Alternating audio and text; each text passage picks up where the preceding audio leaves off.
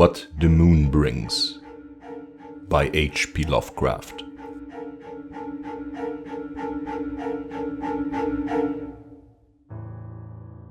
I hate the moon. I'm afraid of it. For when it shines on certain scenes familiar and loved, it sometimes makes them unfamiliar and hideous. It was in the spectral summer when the moon shone down on the old garden where I wandered. The spectral summer of narcotic flowers and humid seas of foliage that brings wild and many-colored dreams. And as I walked by the shallow crystal stream, I saw unwanted ripples tipped with yellow light, as if those placid waters were drawn on in restless currents to strange oceans that are not in the world. Silent and sparkling, bright and baleful, those moon-cursed waters hurried I knew not whither, whilst from the embowered banks white lotus blossoms fluttered, one by one, in the opiate night wind and dropped despairingly into the stream, swirling away horribly under the arched, carven bridge, and staring back with the sinister resignation of calm, dead faces.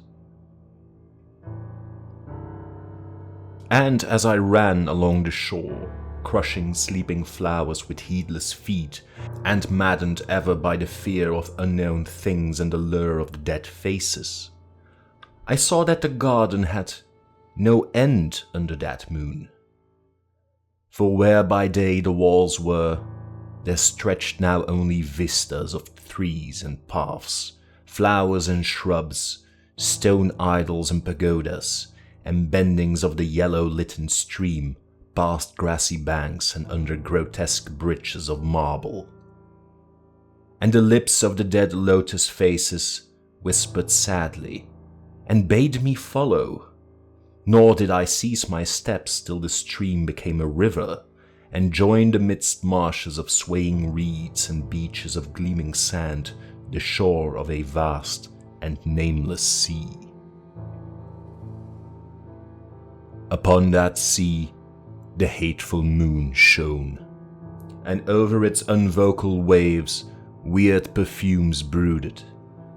And as I saw therein the lotus faces vanish, I longed for nets that I might capture them and learn from them the secrets which the moon had brought upon the night. But when the moon went over to the west and the still tide ebbed from the sullen shore, I saw in that light old spires that the waves almost uncovered, and white columns gay with festoons of green seaweed. And knowing that to this sunken place all the dead had come, I trembled, and did not wish again to speak with the lotus faces.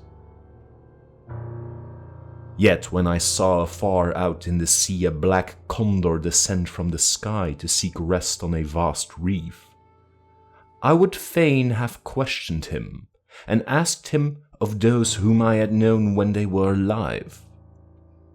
This I would have asked him had he not been so far away, but he was very far, and could not be seen at all when he drew nigh that gigantic reef.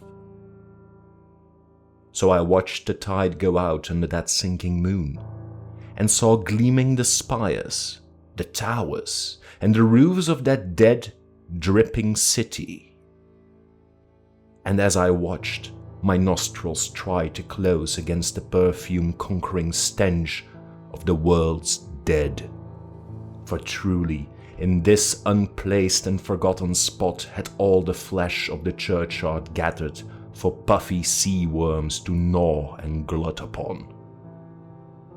Over those horrors the evil moon now hung very low, but the puffy worms of the sea need no moon to feed by. And as I watched the ripples that told of the writhing of worms beneath, I felt a new chill from afar out whither the condor had flown, as if my flesh had caught a horror before my eyes had seen it. nor had my flesh trembled without cause, for when I raised my eyes, I saw that the waters had ebbed very low, shewing much of the vast reef whose rim I had seen before. And when I saw that this reef was but the black basalt crown of a shocking icon whose monstrous forehead now shone in the dim moonlight, and whose vile hooves must paw the hellish ooze miles below, I shrieked, and shrieked lest the hidden face rise above the waters, and lest the hidden eyes look at me after the slinking away of that leering and treacherous yellow moon. And to escape this relentless thing, I plunged gladly and unhesitatingly into the stinking shallows, where amidst weedy walls and sunken streets, fat sea worms feast upon the world's dead.